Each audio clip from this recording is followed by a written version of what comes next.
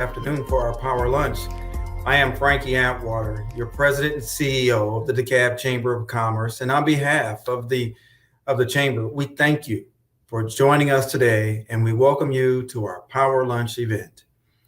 Today's event is made possible by our generous sponsors, Kaiser Permanente and AT&T. Now, part of our mission at the DeKalb Chamber is to support your business, you, our business members, and our local economy by providing education and connection. Our membership committee works to support this mission by hosting several events each year, including the event, the Power Lunch Series. Throughout this lunch series, you can expect to hear from our community leaders, heads of our educational institutions and workforce development organizations, and our local elected officials and small business experts. We hope you will leave each power lunch more informed about DeKalb County and armed with knowledge that will help you run your business. And we hope you will share this information with others. This power lunch is co-hosted by the Chamber's Small Business Committee, and I am honored to introduce Troy Vincent, co-chair of the Small Business Committee. Mr. Vincent. Yes, well, good afternoon, and thank you, Mr. Atwater. My name is Troy Vincent. I am owner of the Engraving House, where memories are set in stone. We're a monument company that primarily focuses on creating headstones and commercial signs. We're located in Latonia, Georgia. And I am the co-chair of the Small Business Committee for the DeKalb Chamber of Commerce. And the Small Business Committee, we assist the Chamber with recruiting, educating, and mentoring small businesses. We work to create and identify opportunities for growth, facilitate partnerships to improve small business programs, and help identify opportunities in the public and private sector. Now, one of our members and partners is Delta Community Credit Union. And today I am honored to introduce our guest speaker, Ms. Kim Henderson, Vice President of Marketing for Delta Credit Union, who is the largest credit union here in Georgia. They have more than $8.7 billion in assets and over 450,000 members. Delta Community is also among the top 25 largest credit unions in the nation. Kim has the responsibility over its marketing and branding departments, with particular focus on the analytics-driven digital strategies that broaden customer acquisition, engagement, and retention programs. Wow, she stays busy. Kim holds a Master's of Science in Marketing from Georgia State University, as well as a Bachelor of Science in Marketing from Auburn University. So please help me welcome Ms. Kim Henderson. Good afternoon, everyone. Thank you so much for that introduction, and wanted to thank everyone for joining us today and for those who invited me to speak to you today. I'm going to share my screen. Actually, just a moment. I'm going to turn off my camera. I'm having a little bit of technical issues, so it seems to help when my camera isn't on.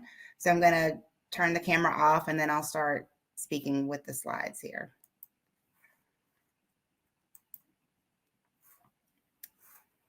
So just a moment. Okay. So today I was asked to speak to you all about millennials and Gen Z. So I know this is a very hot topic.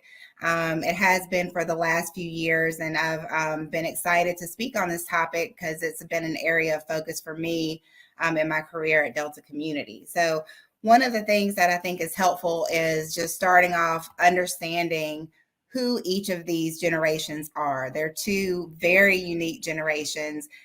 People tend to group them together mistakenly quite often. So I wanted to spend just a couple of minutes defining each of these generations for you, because that's going to be important before you even begin trying to craft messaging for each of them. So millennials, they between 1980 and the year 2000. So the oldest millennials right now are over 40 years old, and the youngest are in their early 20s. They represent the single largest generation in history. They currently make up about 50% of the workforce, but in the next 5 years, they're going to be over 75% of the workforce in the US.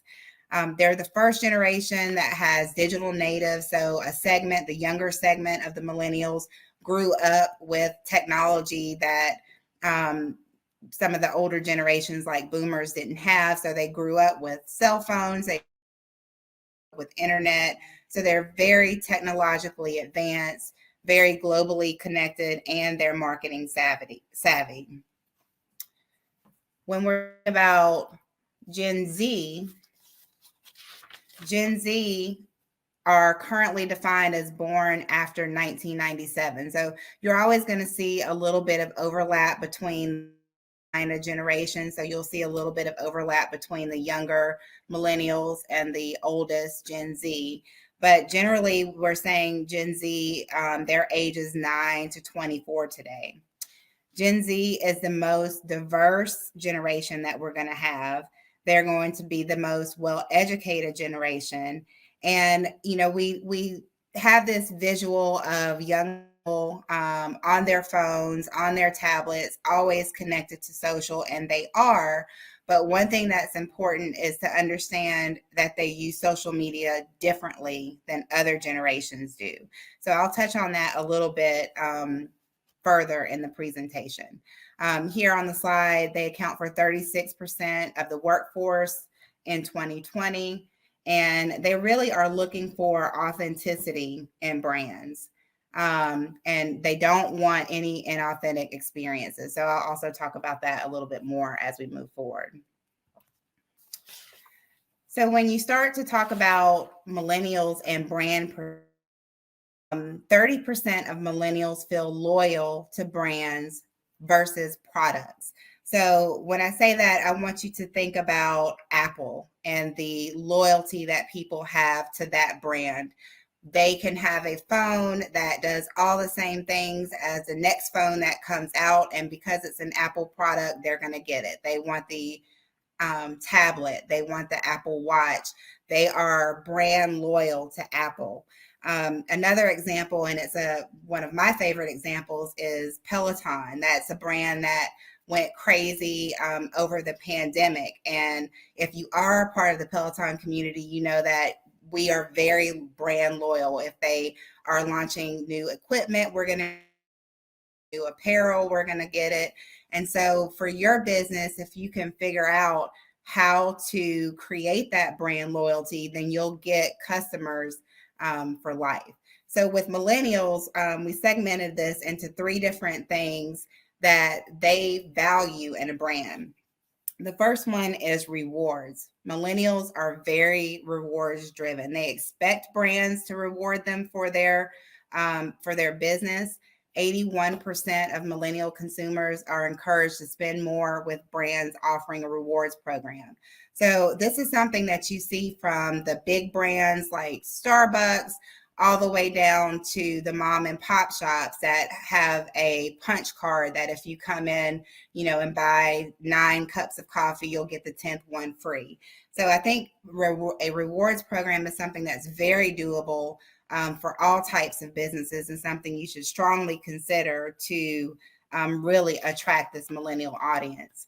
At Delta Community, we have a free reward points program where we offer points for using your debit card and credit card. So every time their wallet, they can earn points that they can redeem for cash back or gift cards, etc. So we're really trying to encourage that top of wallet behavior where our card is the one that they're always pulling out. Another thing in this category is a referral program. That's also something that's very easy to implement. Reward your customers when they refer other customers to your business. Delta Community also has a referral program for our members where we give a cash bonus when they refer a friend or family member to join and open an account. And we found that this program is most popular among this millennial segment. So consider those two things when you're trying to attract millennials to your business. A second area of focus here when you're thinking about brand loyalty for millennials is they really value brands that are socially conscious and that they feel like align with their values and beliefs. So a couple of examples are Tom's. Tom's commits to donating a third of their profits to support people building equity at grassroots level. I believe they also had a program where if you bought a pair of shoes, they would donate a pair of shoes, that type of thing. I'll use another Peloton example. In 2020, when all of the social, the social unrest was, they committed to being an anti-racist organization. And in June 2020, pledged to invest more than $100 million over 4 years to fight racial injustice and inequity. So this is, again, something that you can do on a smaller scale. Does your business invest in the community or different causes that you know are important to your customers? As an example, for our business, Delta Community has invested over $850,000 in 2021 in various community organizations and schools and programs. And then we talk about those things. So if you are making these investments in the community, make sure your customers and potential customers know that. Post about it on your website and on your social channels. Display signage in your businesses to say, "Hey, we support Children's Healthcare of Atlanta," or whatever that organization might be that you've decided to invest in and support. The key is to make sure you're being very authentic with it.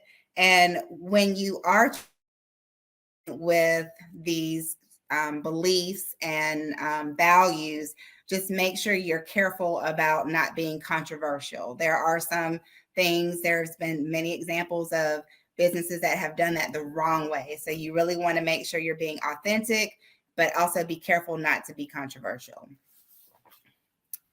The last thing here is co-creation and allowing ownership or participation. Millennials are really attracted to brands who allow them to get involved with the brand. So ways that you can do this is you can create contests or offer surveys to collect their feedback. If you do that, make sure you're open to using that feedback and applying it to whatever you're asking them. We're always careful not to survey someone and say, "Hey, would you like this product or service?" And if we can't offer it, we don't want to ask that. So make sure you're using that feedback if you're asking for it. Other examples is you can allow them to help you choose a logo or a product, maybe even a slogan or hashtag that they can get involved with and share. So these are small practical things that you can use to try to engage millennials with your brand. With Gen Z, they value transparency and quality from brands. So when you segment this out into 3 areas, the first one is visibility. And I touched on this earlier. They are a social generation. So they expect brands that they are loyal to be on social media. They expect them to have a presence. But what's important here is to understand what platforms that they're on and how they're using it and engaging with it. And I'll touch on this a little bit more later. Personalization, they want to know that you know who they are. They want that personalized communication. It's critical to them. So can you figure out for this audience, based on their activities and interests, how to personalize your brand or your product or service to make it relevant to them? And the last thing is representation. This statistic was interesting. Only 15% of Gen Zers felt like they were represented in advertisements that they encountered in 2020. So they're feeling overlooked in marketing messaging, and I think that's a true statement. When you're seeing them, it's normally as part of a family or part of a group of young people standing by the bus or something like that. So if it's relevant for your business, then show them as individuals and show that you know who they are and how they could interact with your business or your brand.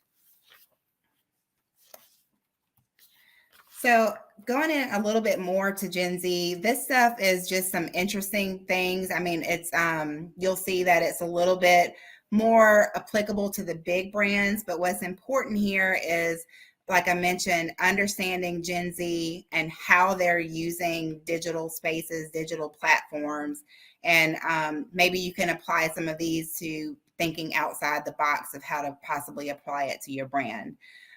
So with Gen Z, throughout the course of the pandemic, this trend popped up of digital campfires. So digital campfires are essentially online gatherings that have developed within gaming or other virtual sharing platforms. It's really an opportunity for these folks to participate in a shared experience and to connect to micro communities. So just a few examples. Fortnite, so if anyone has younger kids, you've heard of Fortnite, has over 350 million accounts.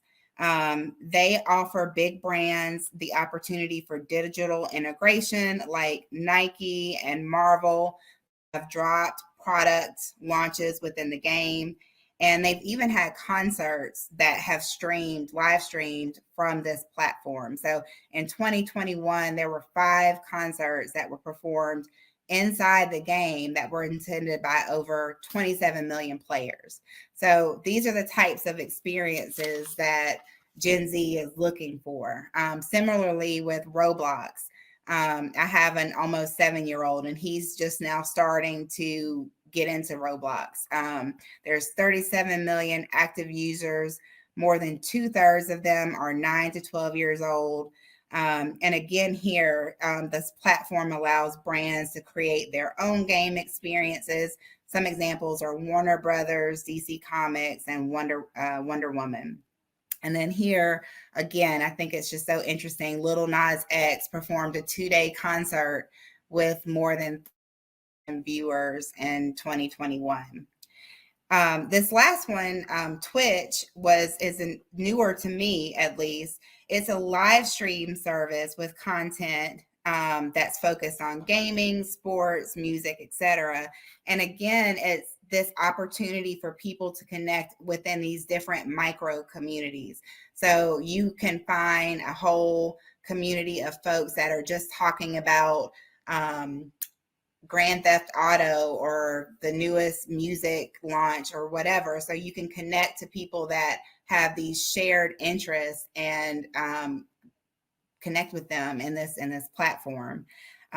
It was acquired by Amazon in 2014, and brands can use this platform to serve up ads or create custom ads. So one cool example was Pizza Hut created this Friday Night Bites series that attracted more than 5.4 million total views last year. So again, these are just some that you may not be aware of how Gen Z is using them. I do want to mention a couple that you should be aware of, and I think everyone has heard of. TikTok has more than 100 million users in the United States. And although millennials became users during the pandemic, and that there was a big trend of dances and all kinds of challenges that millennials were getting involved with, this is really still kind of Gen Z's space. So brands have used this platform to create trends. They'll create viral challenges and things that just take off that are really just off the cuff, and you never know what's going to go viral or not. And one thing that I think that's unique about TikTok is it really gives brands the opportunity to integrate their content into the platform into a way that's almost indistinguishable. So you're interacting with TikTok, sometimes it's unclear of, is this a sponsored ad? Is this just a regular person who is having a moment with, unboxing something from H&M or whatever that brand may be? So for brands to connect with people, but not so much in a selling type of way that they're used to seeing. One other one, I just want to mention YouTube. Of course, YouTube has been around forever. 77% of 15 to 25-year-olds in the US use YouTube. 70% have bought from a brand after seeing content on YouTube. So just wanted to mention the key here with YouTube is that it's key to understand how the audience is using that platform. We know that they're there, but people are using it for different reasons. Gen Z is using YouTube to relax and cheer up. So think cat videos, funny challenges, or like my daughter will watch other kids playing with toys, which I think is so interesting. But when millennials are on YouTube, they're using it to learn something. So they're trying to teach themselves how to play guitar or fix, something that may be broken, or learn a new skill or makeup, something like that. So if you're going to foray into YouTube and putting content on there, you need to figure out, okay, who am I speaking to? And based on who you want to talk to, that's what you figure out what type of content you're going to create. So when you're talking about reaching millennials, some things that you should consider: video. Millennials are very focused on video. 43% engage with an ad if it's funny. So incorporating humor is a good approach with this group. And again, they are very loyal to people who they connect with. So if they follow a social media influencer and that person is promoting a product or a service, they're more likely to use that. And it's key here to understand the difference between an influencer and an endorser. So I think you just have to be careful again about that authenticity of, is this a paid person, or, are they being paid to represent the brand, or are they a true user of that product and service and really enjoy using it and like it? Of course, with millennials and Gen Z, you want to focus on mobile. They prefer shopping online to brick and mortar. Most of them are going to make their purchases online more so than going into the store. And what I wanted to note here is that I know with some smaller businesses, it's sometimes difficult to have a robust online presence. But if you're going to have that presence, make sure that you're making it relevant and functional. So if you can make it where they can purchase your product or service online, if you're a nonprofit, can they make a donation online? If you're, a barber shop, can they make an appointment online? If you're going to have that online presence, just make sure that it's functional and useful for them, or otherwise they're not going to come there. And then you want to diversify your social media. So 25% more of millennials are more likely to purchase a product because of an ad they saw on social media. I know this is very applicable to me. I do most of my shopping from ads that I see on Instagram or other platforms. But millennials in general are migrating away from Facebook. They're still there, but they're integrating some of these other platforms. So for example, they're on IG, Snapchat, TikTok. If you are on Facebook, make sure that the content is concise and to the point. You want to offer a good mix of sales and non-sales oriented content. On Instagram, your content needs to be a little bit more intimate and more authentic. You want to show them a different experience or view of your brand than they may see on Facebook.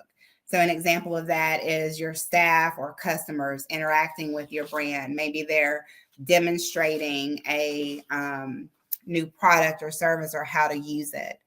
Snapchat has been a little bit more difficult for businesses to integrate with. I think there's not a ton going on there with businesses in Snapchat. But one thing you could do is create filters for events you may be hosting for the target. I know people go filters that change their faces and the way that you look, etc.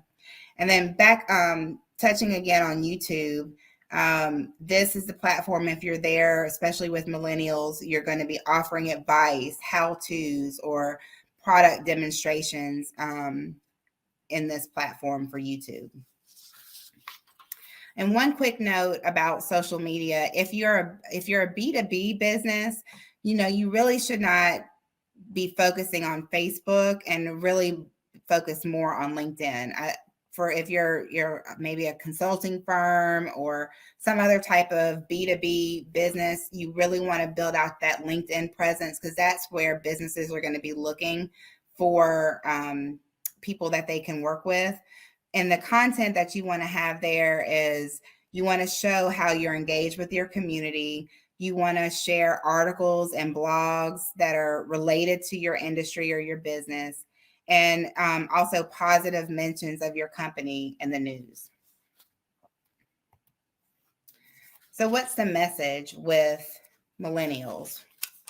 Millennials are looking to support with building wealth. So when you're talking to them, you want to be helpful, but not condescending. Make sure you're offering interesting and relevant information. And again, if this is a large generation, so if you want to kind of break them out, you've got the youngest group, they're fresh out of college. You can see here on the slide, 50% say student loan debt delays their ability to purchase a home. So they're very worried about that. What they're looking for is advice. What do I need to learn to be an adult?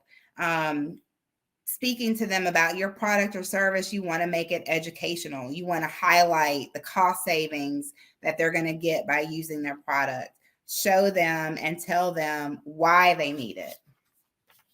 That middle segment there, young families, again, there's this misperception that millennials are still teenagers. 44% of millennials are married and 53% of them have kids. So we, need to understand these are not teenagers, they're grown-ups.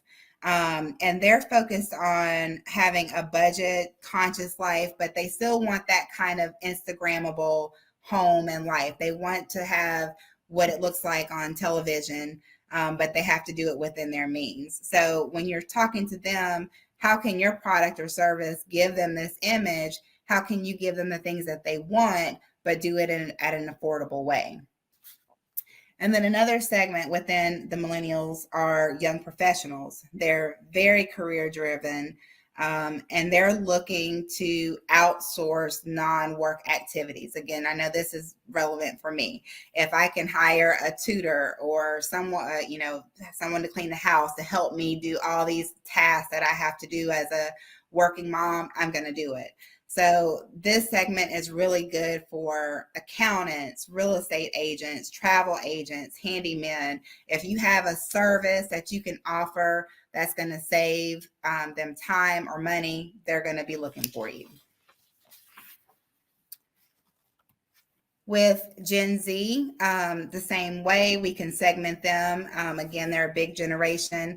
They are young adults, so they're early on. So they're planning on how they're going to manage debt, and they're interested in building credit. So with this young adult segment, 18 to 24-year-olds made up 20% of the U.S. population, and like I mentioned earlier, 36% are in the workforce already.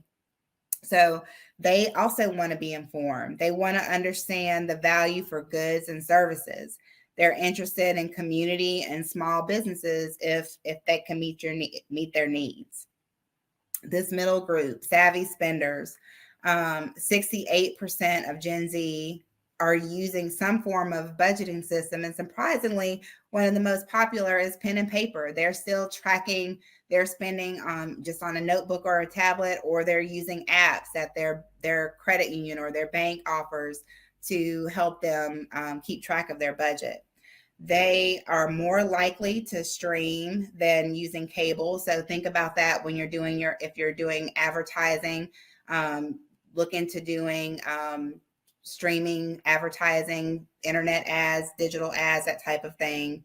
And they're willing to invest in products that will offer longevity. So they don't have a lot of money to spend, but they want the value for whatever it is that they're buying. And then there's a credit builder segment. They're looking for advice on how to set themselves up for financial success.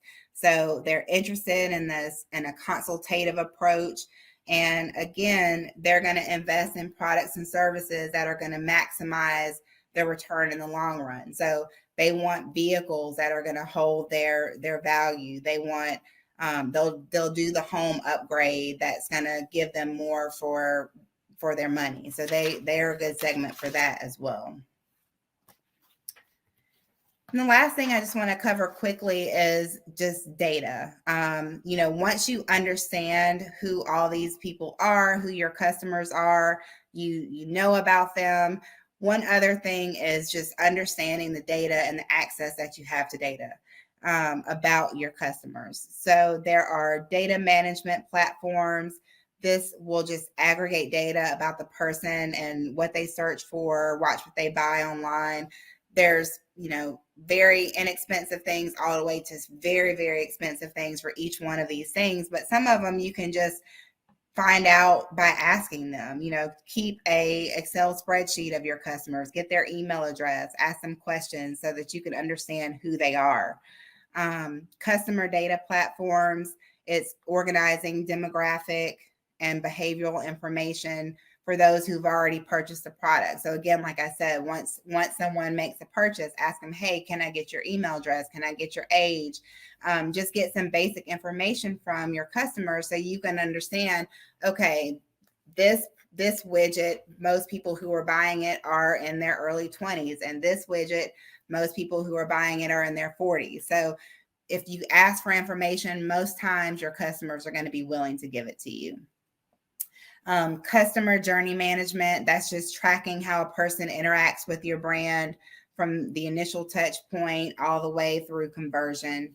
And then getting more complex is AI and machine learning analytics. That's spotting trends in customer data, such as which channels have the highest conversion rate. Some of this you can get through Google Analytics, and this last one here, identity resolution platforms that are showing you how customers are interacting with your website or your app. I know you definitely can get that from Google Analytics. So just look into data and look into how you can find out who your customers are, find out how they're interacting with your brand, and how you can then use that data to speak to them and personalize your communications to make them brand loyal. And that is all that I have. So I'm going to stop sharing. Hopefully you all are still there. Yes. Well, thank you, Ms. Henderson. That is some amazing information, very, very informative.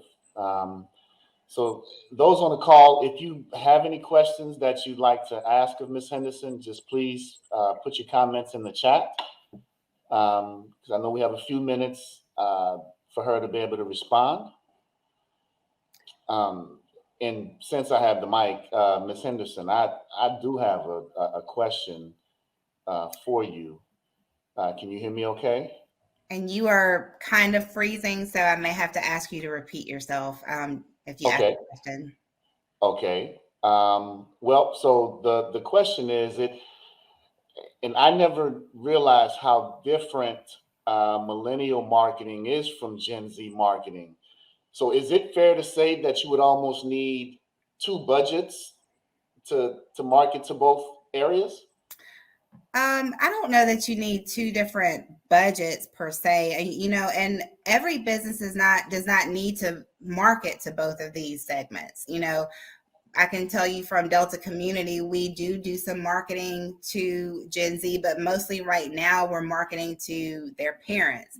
So I don't know that you need a completely different budget to market to each of these different groups, but you need to understand, if, say, for example, you're doing a direct mail piece or an email, you're going to change the messaging a little bit based on who the target is. So it may be within that same budget, but you're tweaking your message for that millennial audience, for that Gen Z audience, or even older for the boomer audience as it makes sense. Sometimes you'll find that what you're talking about, you don't need to change the messaging because, a checking account is a checking account, or, a piece of candy is a piece of candy. But sometimes it does make sense, and you have to just figure out when are those times, and then use your budget, optimize it so that you can make small tweaks in imagery or copy so that you're resonating with that audience. Okay. Thank you.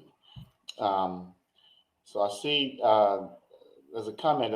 Another thing here is, especially, right now we get inundated with messages all day long, right? From the moment we wake up to the moment we go to bed, and especially with the social media. So how is it that you determine when is the right time to get your messages across to where they don't get lost in the midst of everything else that is being hit with, that they're being hit with? I missed some of that question, but I think what you said is how do you make your message stand out amongst all the noise? Is that Yes, what you're? that's exactly, yeah. That's a great way to kind of hone it in. Yes. Okay. That's real. I don't have a clear answer to that. I think if you use some of these strategies that I talked about, excuse me, your brand will stand out if the person that is receiving your communication resonates with the brand. So if they are getting, 6 pieces of mail and 5 of them could be for anybody, and one of them has something on it that stands out that they can connect with, it's a message, or if it's your email box, my email box, I'm sure like everyone else, is 150 emails a day, but the subject line that is interesting, or that's different, or that maybe has my name in it. That's a very easy thing that you can do is with your email platform, is put someone's name in it. You'd be surprised how far that goes. So you just have to figure out a way to stand out, and that's by understanding who you're marketing to. So understanding that if I'm sending out a piece to 50,000 people or 25,000 people or even 1,000 people, they're not all the same. So as much as I can, I need to use what I know about them to try to personalize that message to make it stand out somehow. Okay. Thank you. And I have Miss Amber Tellis, and she has a question for you. And Amber has a candy boutique, and she's wondering, would it be great to hire millennials and Gen Zers to reach and grab that audience directly? Absolutely. That is something I had in a previous version of this presentation, but using your employees is absolutely something that you should do, because if someone walks into a store and they see someone that's their age, they can have that conversation with them. Those Gen Z people can tell you as the owner, hey, I was on Snapchat the other day and blah, blah, blah happened. I think we should do this. So that is absolutely one of the best things that you can do. Prior to the pandemic, we had a program at the credit union, an apprentice program with high schools. And so we would let high schoolers come into our branches, work part-time, and they kind of give us a pulse of what's going on with young people. We're teaching them lifelong skills. And we've had many, many people in that program go on to be hired full time, stay with us after college, and be employees with us for a long time and give us lots of value. So that's a fantastic idea, and I 100% recommend doing that. Great, thank you. And we had Tony just had a comment for you, saying that everything, your information that you're sharing is incredibly interesting, and it helps Tony understand the Gen Z sons. So thank you for that. And Amber said, thank you for the information. That was fantastic. And I have one other comment, and it's as I'm listening to you explain Gen Zers, when I'm thinking about it, they use such the new school technology, but it seems like they have, I would say, some old school traditional values in terms of being savers and credit consciousness and waiting, making sure that they're getting value, using pen and paper. So it to me, as I'm listening to you, just kind of tying both of those eras together makes an interesting concept. Yeah, and I missed a little bit of what you said. I'm so sorry, but I think what you were saying is that the Gen Z, even though they're very into technology and social, they have a little bit of an old school feel to. Is that what you said? Yes, that's exactly right. Some of the things, pen and paper, credit consciousness, wanting value from their products. Yeah, very traditional. So some of Gen Z, they were coming up when we had the 2008 financial crisis. So they saw their parents and, aunts and uncles and grandparents losing their homes, losing their jobs.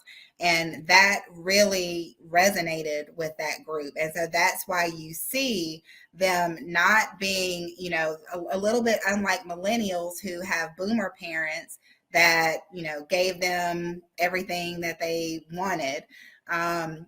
Some of Gen Z saw that financial struggle, and so they do have some of that kind of old school. Like I said in the slide, they're using pen and paper to track their budgets, and they're worried about credit and paying for things. They're debt averse.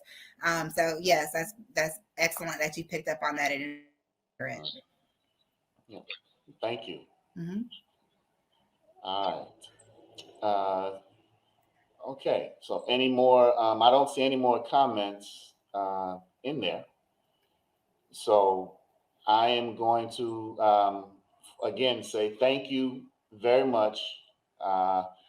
Actually, okay, let's see. Tony just said great information. It helps to understand that generation overall, how they spend their time and their money and what they value. So feels like that's going to be very helpful with the branding efforts. And there's also Janice. We do have a new question. Do we know if millennials are online more during certain times of the day and night to optimize our advertising? I have some information on that. I don't know it right off the top of my head, but I think I see that as Janice. If you want to send me an email, I'd be happy to share with you that information, or anybody else. I do have some information on that. I can't tell you right off the top of my head, but it does vary, and it varies based on age. Older millennials versus younger millennials, stay-at-home moms versus working moms, etc. But I'd be very happy to send you what I have on that. Great. Okay. Any other comments? Nope. I see that we're there. So if there are no more comments, again, I just want to say thank you for spending the time with us. And I'm going to pass it back to Mr. Atwater for his comments.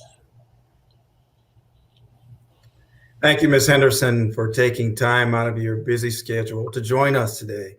I was listening, and as I was listening to the program, I kept thinking about my own teenagers and the millennials and my sons in college. And that when we think about those millennials and Generation Zs, it's interesting some of the power that they have and their expectations. Generation X, that's me. And I know we have some other Generation X folks out. We're a very small generation, by the way. But as Generation X, we had expectations as well, but we really didn't have an ear to these companies. Now, when we were growing up out of college, our expectations. But it's interesting that the Millennials and Generation Z, they grew up during that internet, especially the Millennials grew up during that internet age, and so they have this powerful voice for change and social engagement. And so they have these expectations that they have. You brought out something about a platform. I thank you so much for it, because I never knew that Fortnite, Roblox, and Twitch existed.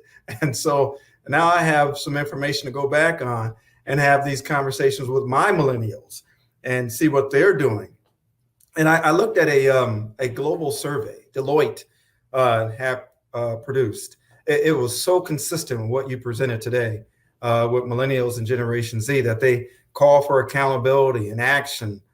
They have these online platforms, social media, which gave them this ability and power to share their opinions and influence things, and which, because of that, they have shaped world views and values and behaviors. And we see, they can drum up a march very easy. As we go back to the 60s and we see how we learn about how they did it. Millennials and Generation Z, all they need to do is get online, social media, they can get things going. And they, as you mentioned, they love data. They hunt for data. They are data natives, so they have that ability to connect and convene and also to create disruption. And so, there's a lot that our business sector have to become very flexible and adaptive to Millennials and Generation Z, but it's good. And we need to become adaptive and be able to be flexible with welcoming our millennials, our new generation of people to the market. So we're so thankful, Ms. Henderson, for taking that time out of it. You taking time out of your day to join us. And I want to thank our sponsors once again for helping us to make the event a success, Kaiser Permanente, as well as AT&T. So thanks to all for your attending today in support of the Chamber and our community. We hope you enjoy the rest of your day. Thank you.